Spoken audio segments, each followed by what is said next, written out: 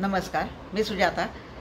सामान्य माणसाचं मनोगत या अनुषंगाने एखाद्या सामाजिक प्रश्नाकडे बघण्याचा एखाद्या सामान्य माणसाचा दृष्टिकोन काय असतो किंवा राजकीय पक्षांची धोरणं काय आहेत, एखाद्या नेत्याचं वक्तव्य असेल आक्षेपार्ह, तर तिथं कुठंतरी आपल्याला निषेध नोंदवायचा असतो. एखादे आंदोलन असेल, जसं आरक्षणाची आंदोलनं चालू आहेत, त्याच्याबद्दल एखादा सामान्य माणूस एक सामाजिक प्रश्न म्हणून त्याच्याकडे कसा बघतो किंवा त्याचं निराकरण करण्यासाठी आपण काही करू शकतो का, या अनुषंगाने मी काही व्हिडिओज करत असते. याच्यातलाच एक नवीन पायंडा म्हणा किंवा एक नवीन प्रयत्न म्हणा म्हणून मी एक समन्वय सेतू या शीर्षकाअंतर्गत आता एक काही व्हिडिओ करणार आहे. याचा हेतू असा आहे की नजीकच्या काळात महाराष्ट्रात आपल्या विधानसभेच्या निवडणुका आहेत, तेव्हा ऑब्व्हियसली वेगवेगळ्या पक्षाचे उमेदवार आपल्या ठिकाणी येणार.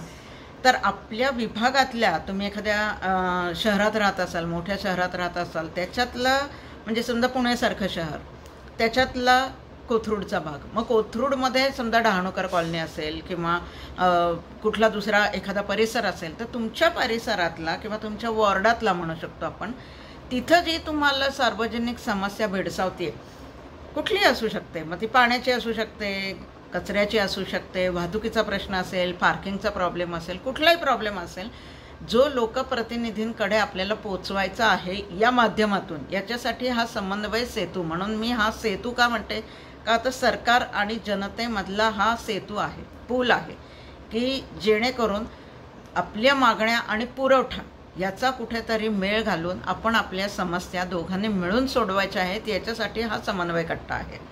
कित्येक वेळेला असं होतं की आपल्याला समस्या दिसत तर असतात, पण त्या पब्लिकली मांडण्याची कुठेतरी आपली तयारी नसते.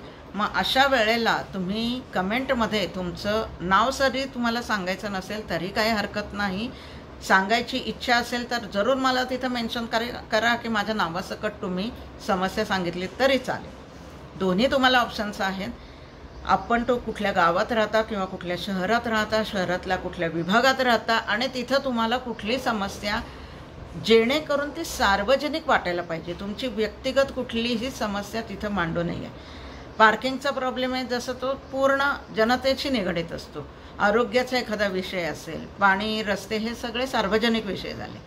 असे जे विषय आहेत ते जर का तुम्हाला जनतेपर्यंत, इतर जनतेपर्यंतही पोचवायचेत आणि सरकारपर्यंतही पोचवायचेत, अशा वेळेला समन्वय सेतूमध्ये कमेंटमध्ये तुम्ही हे मेन्शन करू शकता. मी वेगवेगळ्या व्हिडिओच्या द्वारे या समस्या सरकारपर्यंत पोचवण्याचा आता प्रयत्न करणार आहे. सोशल मीडिया आता ॲक्टिव्ह असल्यामुळे नजीकच्या काळात ज्या निवडणुका आहे तिथे उमेदवारांचं आणि सर्व राजकीय पक्षांचं अशा सोशल मीडियावर कमेंटकडे जास्तीत जास्त लक्ष असतं, कारण तिथून कुठेतरी जनता व्यक्त होत असते सध्या.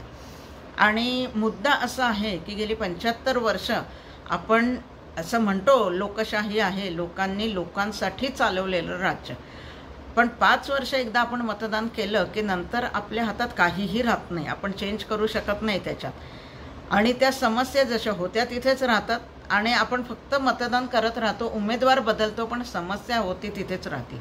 ते कुठेतरी बदलणं गरजेचं आहे. यासाठी हा समन्वय सेतू आहे की जेणेकरून ही समस्या अजूनही सोडवलेली गेलेली नाही आहे. हे जेव्हा मी सांगेन की या शहरातला हा भाग, ह्याच्यातली ही समस्या गेली अनेक वर्ष आहे तशीच आहे, ते आपोआप पूर्ण महाराष्ट्रापर्यंत जाईल.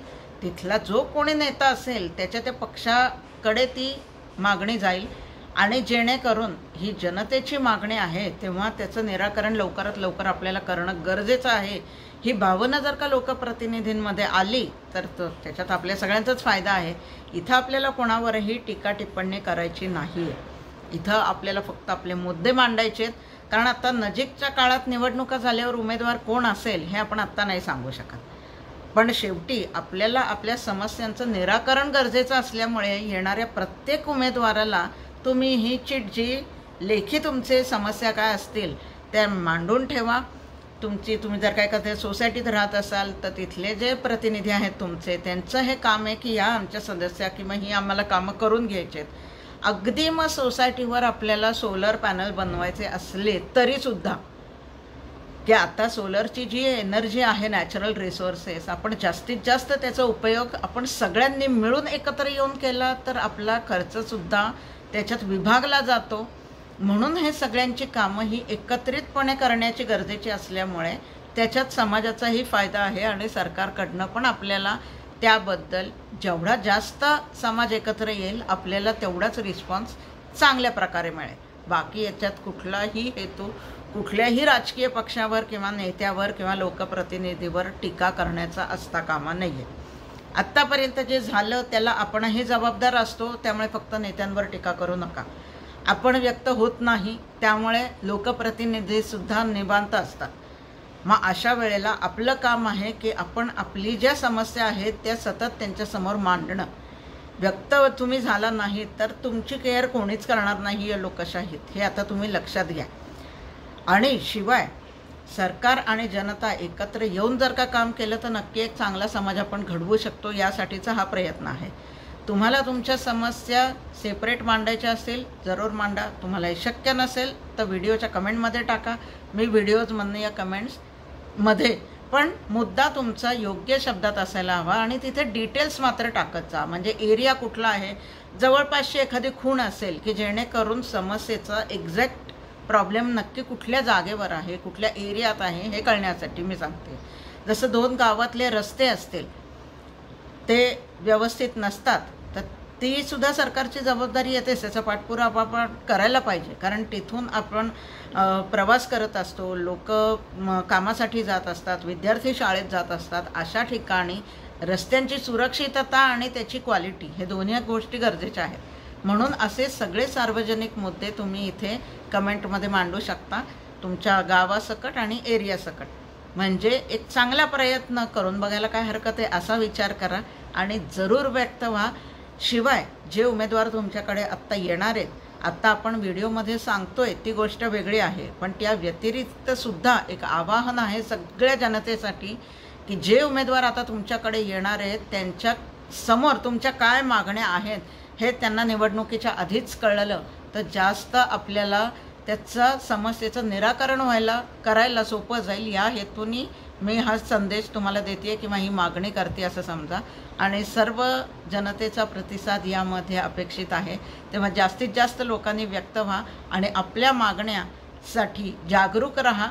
आणि त्याचं निराकरण करताना जर का तुम्हाला एखादं सोल्युशन असेल तर ते सुद्धा तुम्ही कमेंटमध्ये टाकलं तरी चालेल, किंवा तुमच्या मागण्या जेव्हा लोकप्रतिनिधींना देणार आहात तेव्हाच की ही आमची समस्या आहे पण आमच्या मताने याचं निराकरण आपण या दृष्टीने पण करू शकतो, हे जर का तुम्हाला शक्य असेल तर ते पण सोल्युशन तुम्ही लोकप्रतिनिधींना देऊ शकता.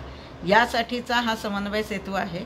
तर यापुढे समन्वय सेतूला जास्तीत जास्त लोकांनी प्रतिसाद द्यावा ही एकमेव मागणी आहे. आणि सगळ्यांनी चांगला समाज मिळून घडवायचा असेल तर सगळ्यांच्या सहकार्याची अपेक्षा सुद्धा आहे. तेव्हा काळजी घ्या आणि जागरूक राहा. नमस्कार.